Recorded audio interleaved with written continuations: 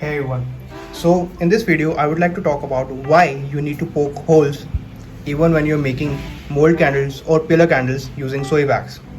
Before I start, let me share what I did to make this candle. First thing that I did was I applied oil inside the mold. I applied some amount of coconut oil using a cotton cloth so that the wax does not stick to the mold.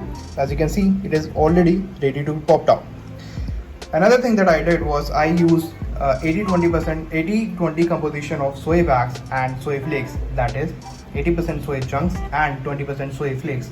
Then after mixing the fragrance, I poured the wax at around 170 Fahrenheit because at higher temperature the wax will give you a smoother surface. So now that being said, why am I poking holes? That is because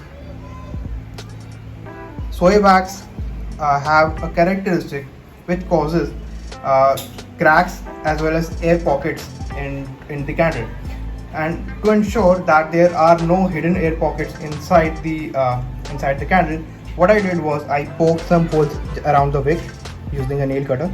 You can use any sort of thin metal wire or as well, or anything which you are comfortable with. We just need to make some deep holes.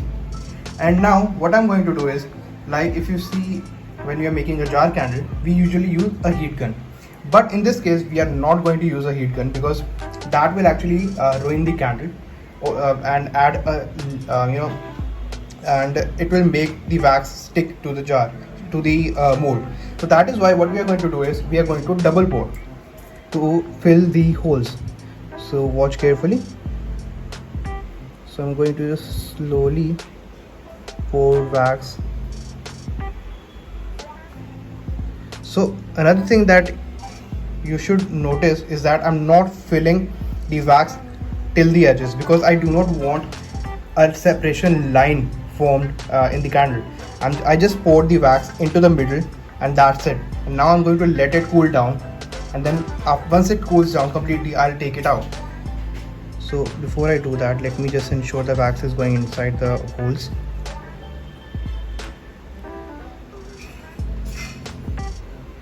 Now you might be wondering, since I'm pouring some extra wax over the top, will it not make my candle look ugly because the base is completely ruined? Actually no, because this base you can actually fix using a hot plate.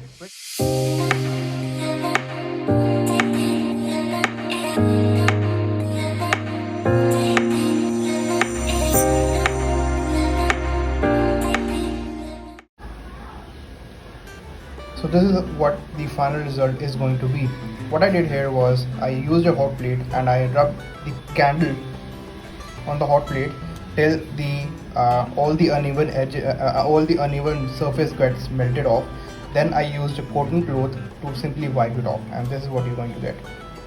And this is the final candle that you'll be getting from the 80-20 ratio. So don't mind these spots because this is the new fragrance oil that we were testing, and apparently this is leaving some marks on the candle. But I just wanted to make a quick video on showing why poking holes and double pouring is essential in pillar candle while using soy wax as well. So this is Yat Milicha signing out. Bye.